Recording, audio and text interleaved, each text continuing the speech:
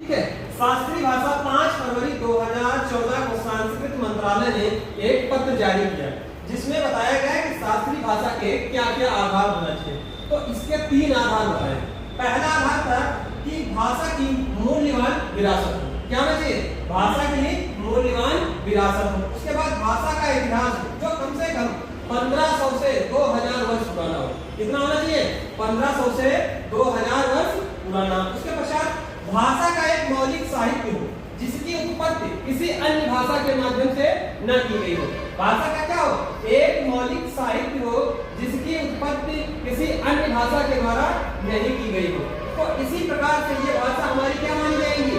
शास्त्रीय भाषा मानी जाएगी, जिनके 3 आधार हैं। तो पहली शास्त्रीय भाषा की हम बात करते हैं तो पहली शास्त्रीय भाषा हो जाएगी सबसे पुरानी हमारी तमिल भाषा।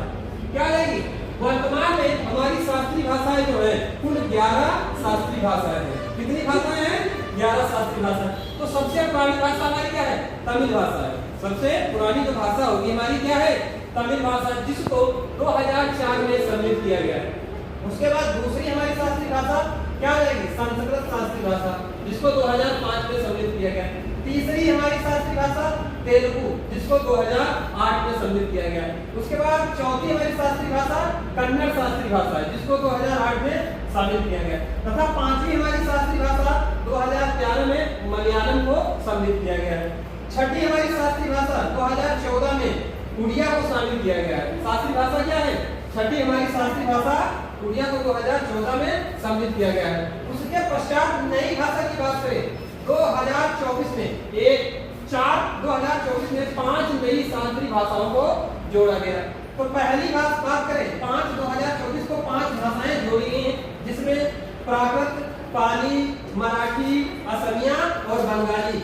ये 2024 को 5 भाषाएं हमारी शास्त्रीय भाषा में जोड़ी गई। कुल मिलाकर के हमारी टोटल जो भाषाएं होगी वो कितनी शास्त्रीय भाषाएं हैं?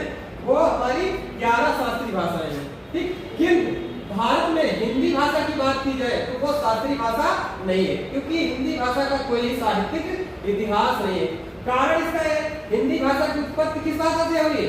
वो अब यानी कि बात करते हैं सौर सैनी भाषा से विकास की हुई है जो हिंदी भाषा की, क्योंकि हिंदी भाषा पाली, प्राकृत, अपभ्रंश, सौर सैनी, उसके बाद आती है हिंदी भाषा। इसलिए हिंदी भाषा का अपना कोई साहित्यिक इतिहास न होने कारण उसको शास्त्रीय भाषा में सम्मिलित नहीं किया जाएगा। जैसे एक क्वेश्चन करेक्ट का हुआ, यूनेस्को द्वारा 44वें विश्व धरोहर स्थल की सूची में सम्मिलित किया गया है मराठा सैन्य परिदृश्य, जिसमें 12 महल सम्मिलित है, 11 महाराष्ट्र में तथा 1 तमिलनाडु में।